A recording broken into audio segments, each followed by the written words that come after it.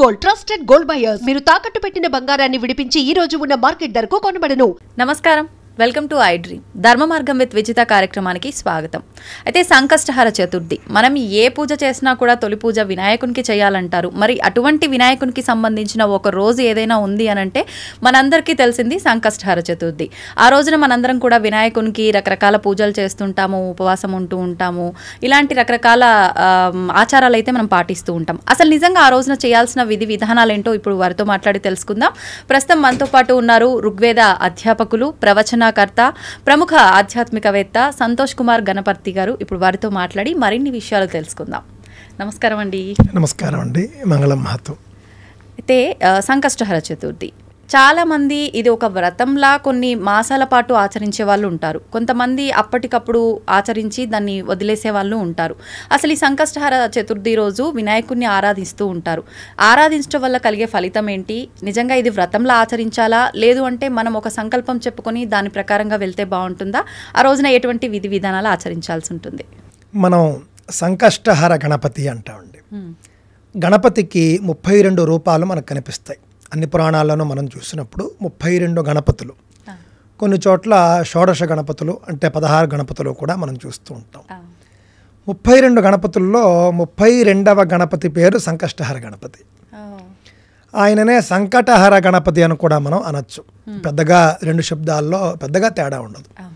సంకటహర గణపతి, సంకటము అంటే దుఃఖం, హరము అనంటే దానిని పోగొట్టడం, దుఃఖాన్ని పోగొట్టే గణపతి సంకటహర గణపతి అనేది ఇక్కడ మనకి అర్థం అండి. సంకటహర గణపతి వ్రతము అనంటే ఏమిటి అని అంటే, మనకు ఏదైనా దుఃఖం ఉంటే ఆ దుఃఖాన్ని పోగొట్టుకోవడం కోసం చేసేటటువంటి వ్రతమే ఈ వ్రతం. దుఃఖము అంటే బాధ, ఏదైనా బాధో కష్టమో, ఇంతే మన భాషలో చెప్పాలంటే. ఏదైనా ఒక కష్టం నుండి మనం బయటపడాలంటే సంకష్టహర గణపతి వ్రతాన్ని చేసుకుంటే తప్పక బయటపడతాం.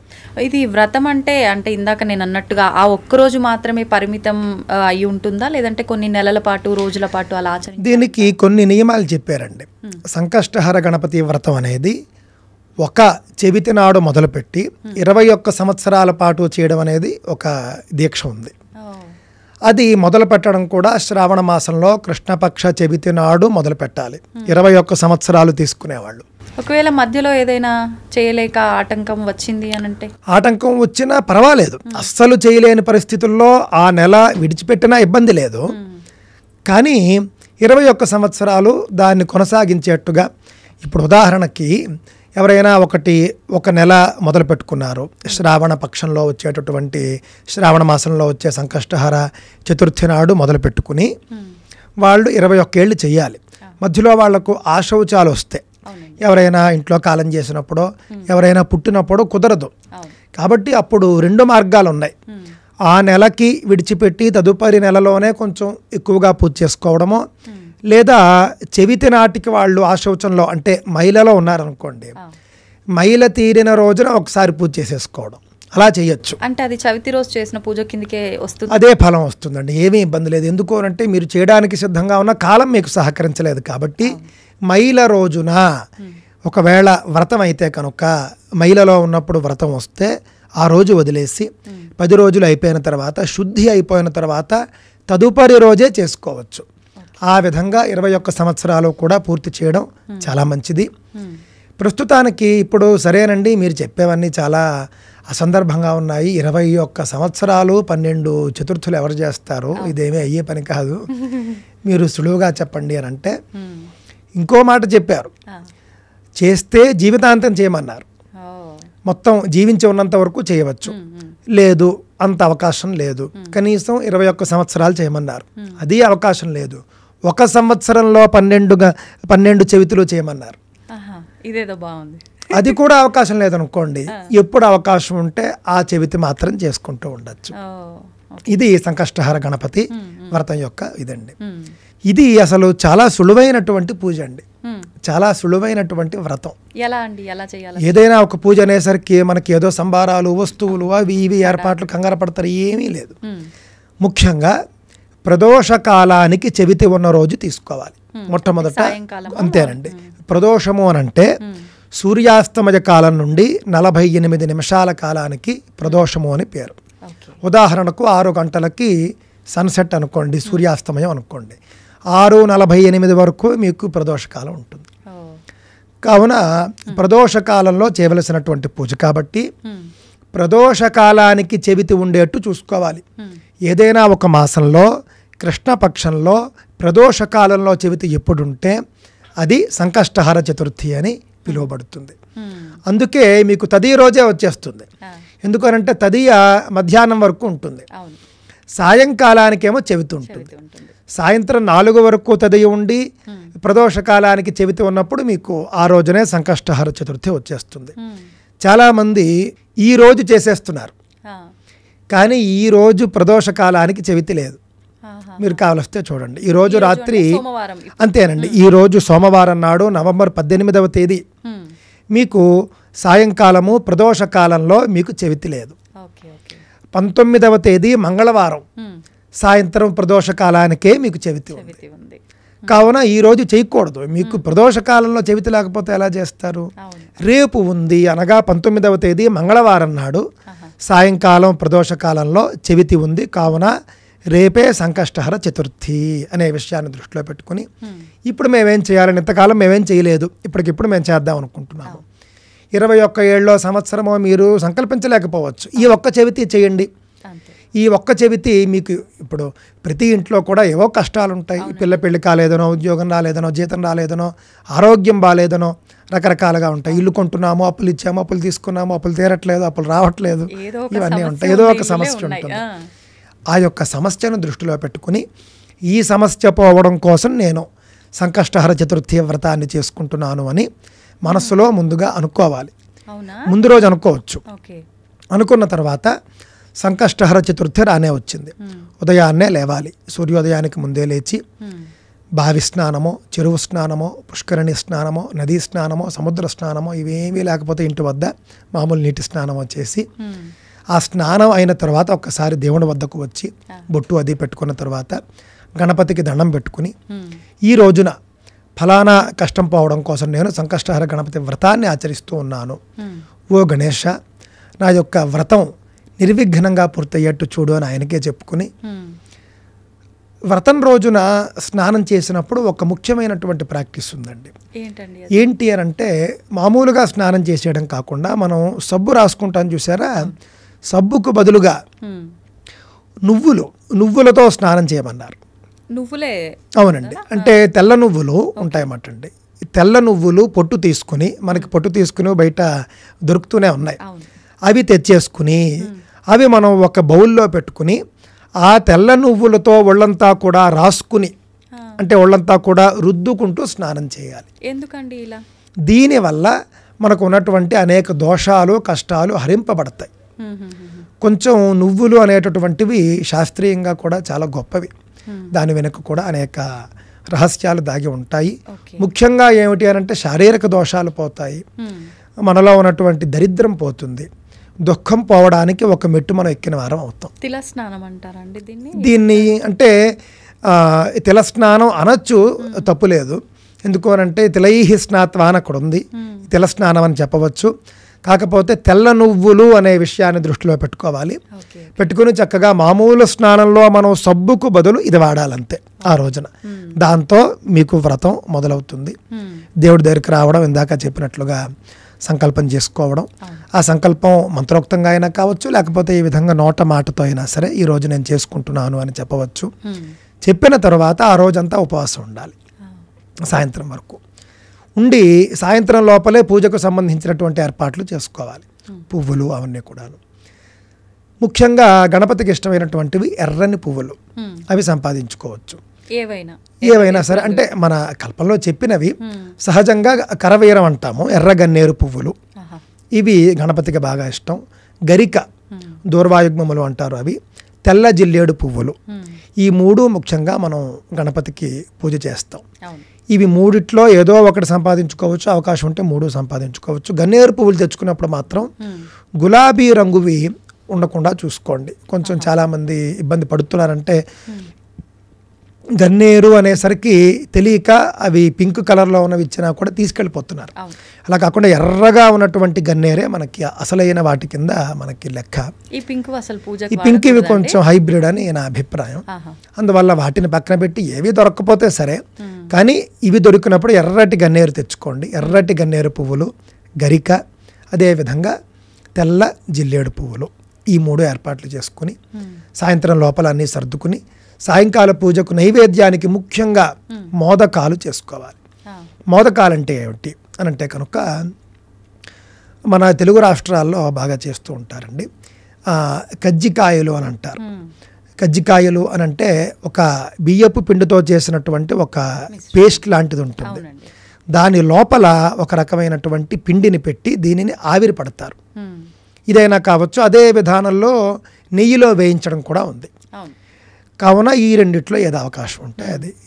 నెయ్యిలో వేయించడం, కొంతమంది నూనెలో వేయించేస్తున్నారు, నెయ్యిలో వేయించాలి లేదా ఆవిరి పట్టాలి. ఆ యొక్క బియ్యపిండి మిశ్రమం ఏదైతే ఉందో దాని లోపల నువ్వుల స్టఫ్ ఉండాలి. అది ఇంపార్టెంట్ అండి. నువ్వుల స్టఫ్ పెట్టి ఆ యొక్క మోదకాలు తయారు చేసుకోవాలి. కనీసంలో కనీసం 10 తయారు చేసుకోవాలి. 5 స్వామికి నైవేద్యం చేసుకోవడానికి, 5 వాయనం ఇవ్వడానికి. వాయనం ఎవరికి ఇవ్వాలి అని అంటే మన ఇంట్లో పూజ చేయించినటువంటి పంతులు గారికే ఇవ్వాలి. అంతేనండి. 5 అంటే 10 కూడా మీరు గణపతికి నైవేద్యం చేయాలి. 5 ఆయనకి వాయనం ఇచ్చేసేయాలి. 5 ఎలాగో మీరు గణపతికి నైవేద్యం చేసి ఉంటారు కాబట్టి వ్రతం చేసుకున్న వాళ్ళు తినాలి. ఆ పూట ఇవి తిని ఉండిపోవాలి. ఇంకా రాత్రి వేరే భోజనం ఏది కూడా చేయకూడదు. ఖచ్చితంగా ఇది పురోహితుల సమక్షంలోనే చేయాలండి, ఎవరికి వాళ్ళు చేసుకుంటే మనకు అవకాశం ఉంటే చేస్తారు. ఇప్పుడు చాలా మంది శక్తి ఉన్నవారు మేము పండితులతోనే చేయించుకుంటామండి అనుకున్న వాళ్ళు చేయించుకోవచ్చు. లేని వాళ్ళు చక్కగా సంకష్టహర గణపతి వ్రతం అనేది అందరికీ అందుబాటులోనే ఉంటూనే ఉన్నాయి. పీడిఎఫ్లు అవిని పెట్టుకుని చేసుకోవచ్చు, చేసుకోకూడదని లేదు. కానీ పురోహితుడి సమక్షంలో అయితే కనుక కొంచెం వైదికంగా శాస్త్రీయంగా జరుగుతుంది. మంత్రం ఉంటుంది.